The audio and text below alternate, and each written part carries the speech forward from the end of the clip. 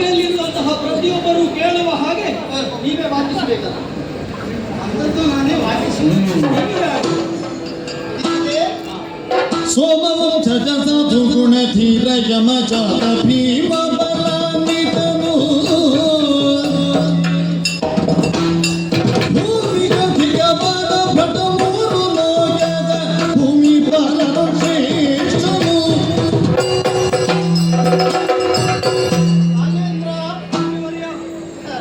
ಲೇಖನದ ಮೊದಲನ್ನು ಸಾಲನ್ನು ಓದುವಾಗ ಇದು ಶುಭ ಸೂಚಕವನ್ನು ಸೂಚಿಸುತ್ತದೆ. ಹೇಗೆ ಗೊತ್ತಾಯಿತು? ಸ್ವಸ್ತಿ ಶ್ರೀ ಅದು ಶುಭ ಸೂಚನೆ.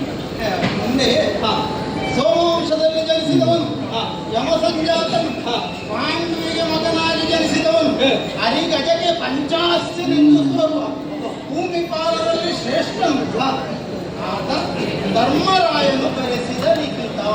ಧರ್ಮರಾಯ ಬರೆಸಿದ ಲಿಖಿತ ಅಂದ್ರೆ ಇದು ಹಸ್ತಿನಾವತಿಗೆ ಸಂಬಂಧಪಟ್ಟ ನಮಗೆ ವಾಸಸ್ಥಾನವನ್ನು ಹೇಳುತ್ತದೆ. ಅತ್ತಿನ ಪುರಪತಿ ಅದ ವಿಷ್ಣು ಪರಪತಿ ಸಂತ ಬಿಂದಲಿ ಕವಿದು ವಿಸ್ತಾರ ಬಲಿರಂಗಿತ ಶಕ್ತಿಗರರು ಹಬ್ಬುದು.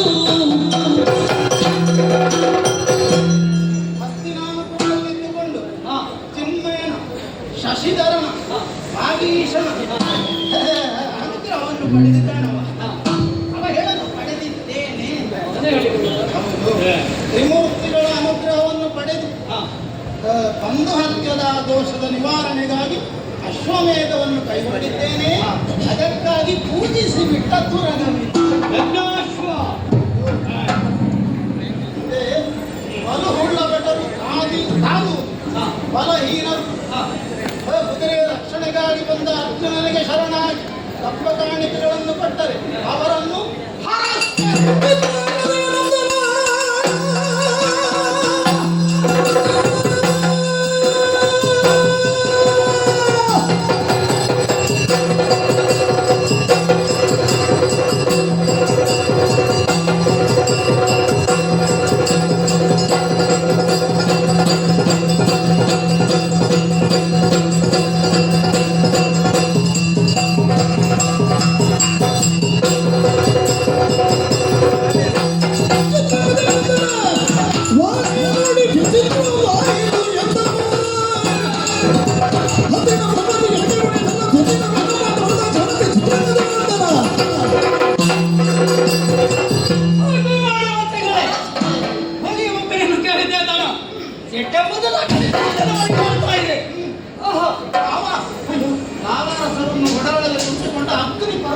ಹಸ್ತಿನಾವತಿಯ ಧರ್ಮಜ ಅವನನ್ನು ನಾನಾ ರೀತಿಯಾಗಿ ವರ್ಣಿಸಿ ಬರೆದಿದ್ದಾರೆ.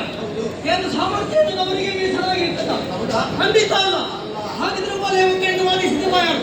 ಚಿತ್ರ ಅಂಗದಿ ಏನಂತಲ್ಲ ಬಿಟ್ಟರೆ ಭಾವಿಸಿದ್ರೆ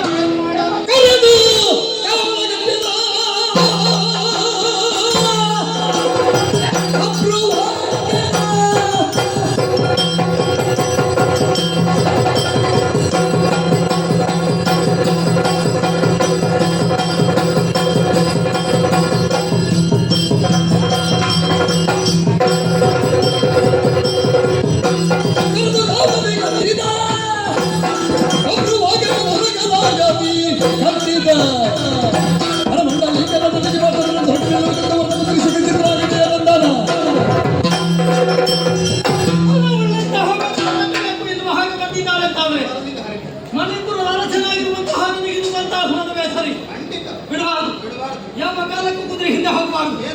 ಅಂತಿರುವಂತಹ ಕುದುರೆಯನ್ನು ಈ ಕ್ಷಣಗಳ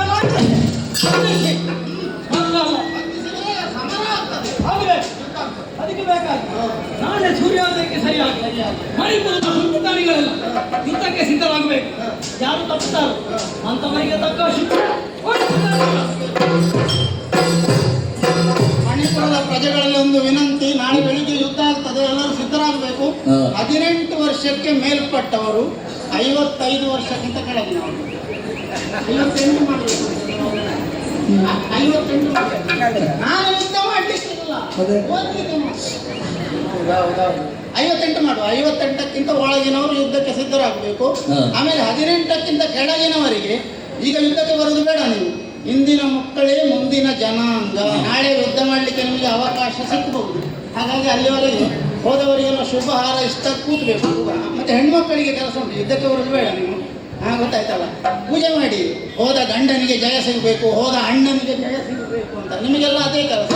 ಆಮೇಲೆ ಒಂದು ಒಳ್ಳೆ ಗೊಜ್ಜು ಮಾಡಿ ಇಡಿ, ಮತ್ತೆ ಬರ್ತೇನೆ.